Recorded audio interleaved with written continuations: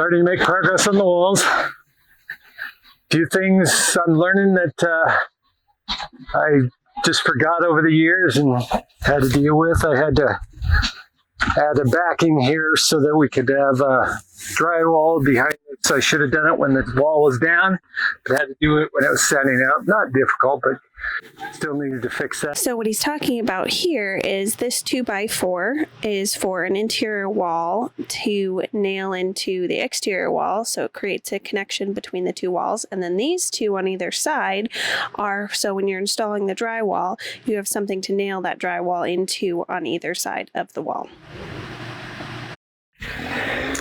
And we're doing the same thing over here, putting another, just a 2x4 in this one, and that'll give us enough to put the drywall on this side. So just things I should have done when they were laying down and figured out after I put them up, but easy fixes. So we now have 3 walls up, these exterior walls. We have that one over there, this second one here, and now this third wall right here.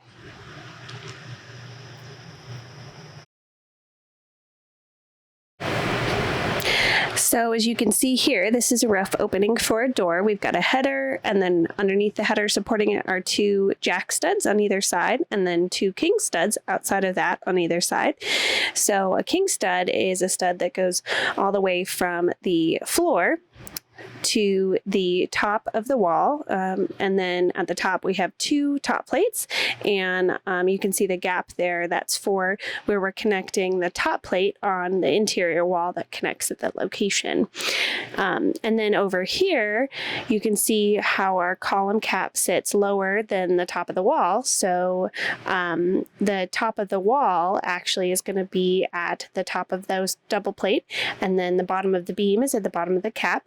And that's because we have a big 24-inch beam, and that's going to sit about a foot below the ceiling. So we are going to see it. So we're going to wrap it, and it spans all the way over here to that other column. And it's about a 27 foot span. So that's why we needed such a big beam for that big span right there. And then over here, you can see the blocking in the wall here. So we've got blocking that we can nail the cabinets to eventually.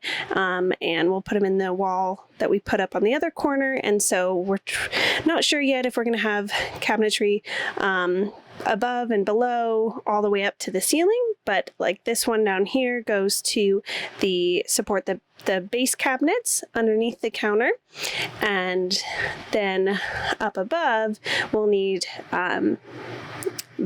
backing to nail the upper cabinets to, and we're not quite sure yet based on budget if we're gonna go. So this is the bottom of those upper cabinets, and then we have 2 rows up above, and that's because we're not sure if we're going to go full height with the cabinets yet. It's going to be based on budget, but hopefully we go full height with those cabinets, and that'll look really nice.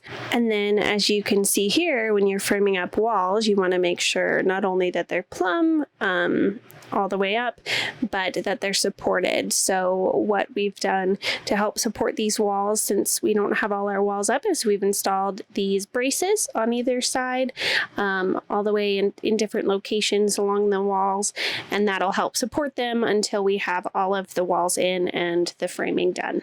And here's a corner piece right here, so that's why that we have some extra studs and a special configuration, and that's because we're going to turn for the cantilever, and we'll have this short wall here in the corner going 2 feet out, and then across the cantilever here, and then back in from the cantilever there. So that's what we're working on right now, is we're working on the framing.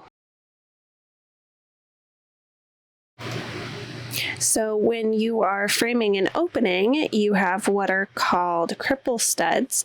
And the cripple studs are these ones up here above the header. So And a cripple is basically any piece that's cut either above or below the header. And then what you also have, like I said previously, is on either side the 2 jack studs underneath supporting the header, and then the 2 king studs on either side of that go all the way from floor to top of the stud.